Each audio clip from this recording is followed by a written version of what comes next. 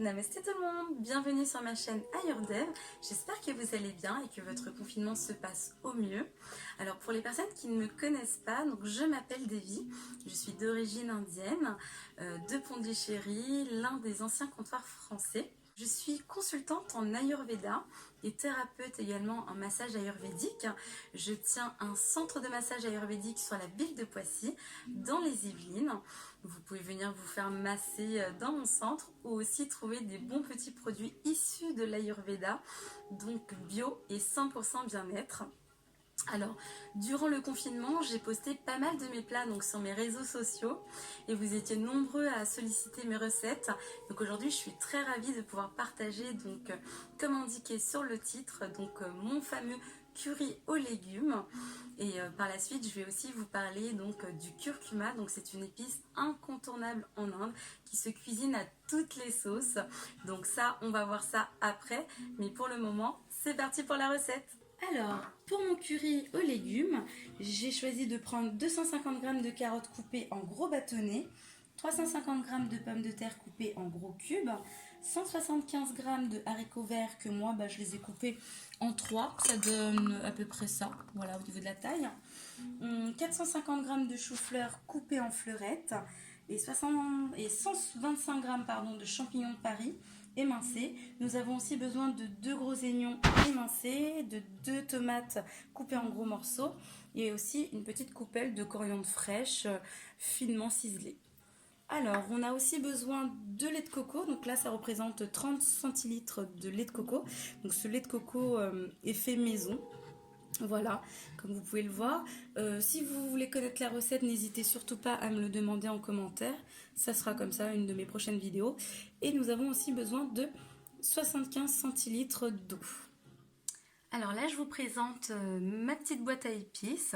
Donc chez nous, elle représente limite une trousse de secours.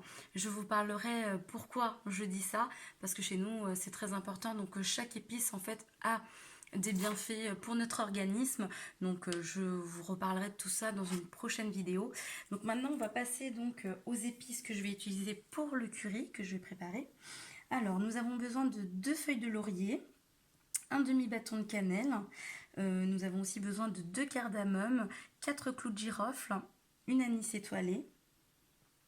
Nous avons aussi besoin donc de graines de fenouil, donc ça représente 1 cuillère à café. On a aussi 3 cuillères à café de curry, donc le nôtre est un peu pimenté parce qu'elle est faite maison, elle vient de l'Inde. Donc c'est la famille qui nous la prépare vu qu'on aime bien manger un petit peu plus pimenté. Mais vous pouvez prendre du curry classique sans piment. Alors à côté nous avons 1 cuillère à café de cumin mulu. Et là ici donc on a 1 cuillère à café de curcuma en poudre. Nous avons aussi 2 cuillères à café de sel. Moi j'utilise donc le sel rose de l'Himalaya. Après si vous avez du sel blanc classique, vous pouvez bien entendu utiliser le sel que vous avez. Alors ici nous avons donc l'huile de tournesol. Donc moi j'ai pris 4 grandes cuillères à soupe. Nous avons donc un petit morceau de gingembre donc, qui représente 20 grammes et aussi 2 grosses gousses d'ail qui représentent 20 grammes également, justement que je vais mettre dans le mortier tout à l'heure pour pouvoir les écraser avant de les mettre dans la petite cocotte. Voilà pour les épices. Alors maintenant que tout est prêt, commençons à cuisiner. Donc on fait d'abord chauffer l'huile. Je mets mon huile, le laurier, le bâton de cannelle. On continue donc avec la cardamome, l'anis étoilé, les 4 clous de girofle et on va finir par mettre les graines de fenouil. Alors là on va faire torréfier donc toutes ces épices pour en faire ressortir leurs arômes. Donc là on peut voir que ça commence à crépiter. On va commencer à pouvoir mettre nos oignons.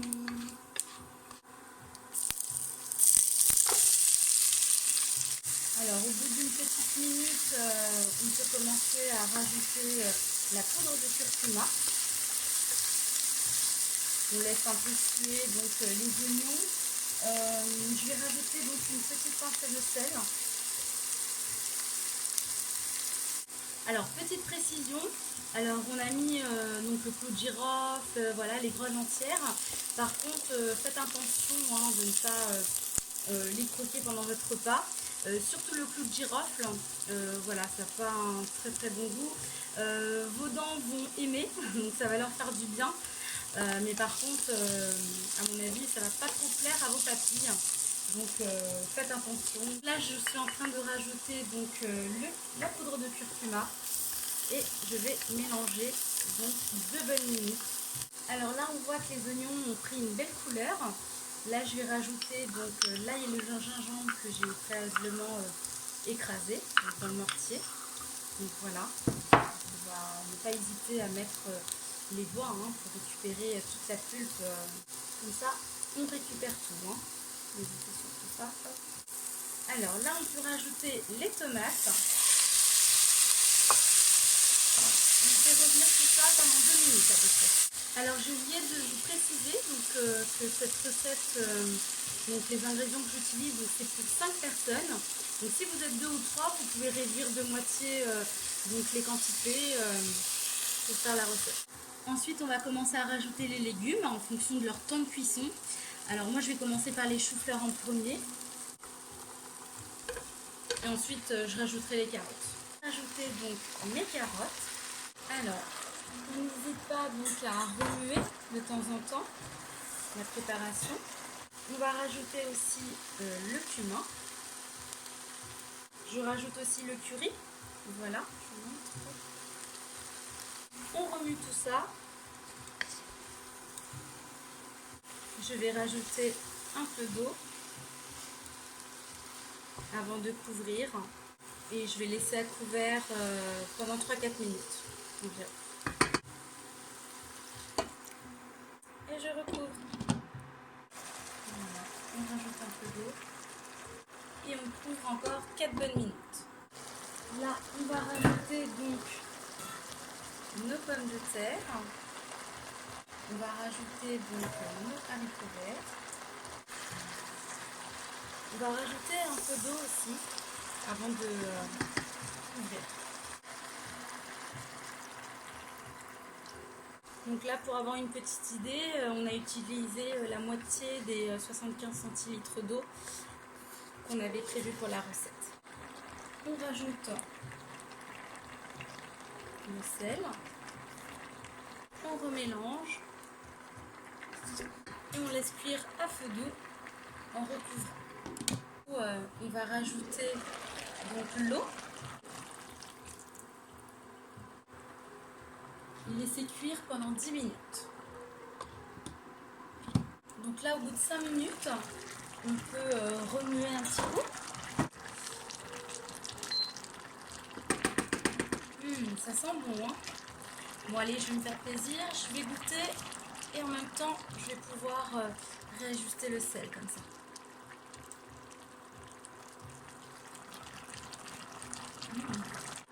Et on recouvre bien sûr. Donc là, les 5 minutes se sont écoulées. On rajoute nos champignons. On rajoute le lait de coco. On va laisser encore quelques minutes couvert pour finaliser la cuisson des légumes. Là, je viens de vérifier, donc tous nos légumes sont cuits. Comme vous pouvez le constater, il y a pas mal de légumes dans cette sauce. Donc là, je vais arrêter donc le feu. C'est vrai que nous, on adore manger les légumes, donc on aime bien en avoir une grande portion dans nos assiettes. Si vous ne voulez pas avoir autant de légumes dans vos assiettes, vous pouvez prendre par exemple 3 ou 4 légumes au lieu de 5 légumes par exemple. Si vous n'aimez pas les choux-fleurs, vous pouvez remplacer par des petits pois ou d'autres légumes. Vous pouvez faire la recette, bien évidemment, avec les légumes que vous aimez, donc au choix. Je tiens à préciser aussi que normalement on met des feuilles de curry dans la recette pour rehausser les goûts, mais voilà, on est en période de confinement et j'avais pas envie d'aller très très loin pour aller chercher donc ces feuilles de curry. Donc moi ce que je vais faire, c'est que je vais juste parfumer avec des feuilles de coriandre fraîches. Voilà.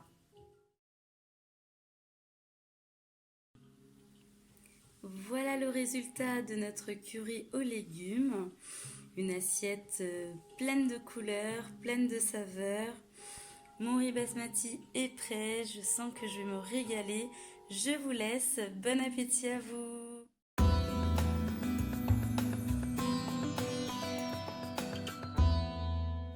Bon, chose promise, chose due, je vous ai dit que je vous parlerai du curcuma en bonus, c'est parti. C'est une épice vraiment incontournable de la cuisine indienne. On l'utilise en Inde depuis l'Antiquité, notamment pour ses vertus thérapeutiques. Il est aujourd'hui utilisé en cuisine, en cosmétique, mais également en médecine. Son utilisation a très fortement augmenté cette dernière décennie, car on lui reconnaît beaucoup de bienfaits pour notre organisme. Le principal composé actif du curcuma est la curcumine, qui a donc de nombreux bienfaits. Il est connu pour être un puissant anti-inflammatoire, c'est-à-dire qu'il agit dans tout le corps pour calmer toutes sortes d'inflammations. Il a également des propriétés antioxydantes, c'est-à-dire qu'il va ralentir le vieillissement des cellules de notre corps. Il a un fort pouvoir immunisant et va donc permettre de renforcer vos défenses immunitaires. On lui reconnaît encore d'autres propriétés. On dit même qu'il est anticancérigène, qu'il soigne l'arthrose, mais également la dépression. J'ai par exemple vu des hôpitaux qui associaient des cures de curcuma à la chimiothérapie pour réduire les effets secondaires de la chimio, mais aussi pour ralentir le développement des cellules cancéreuses.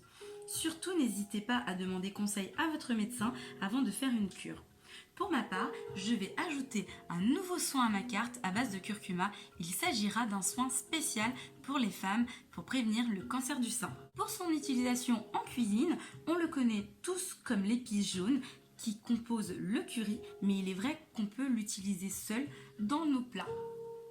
Alors, voilà le curcuma jaune donc en poudre.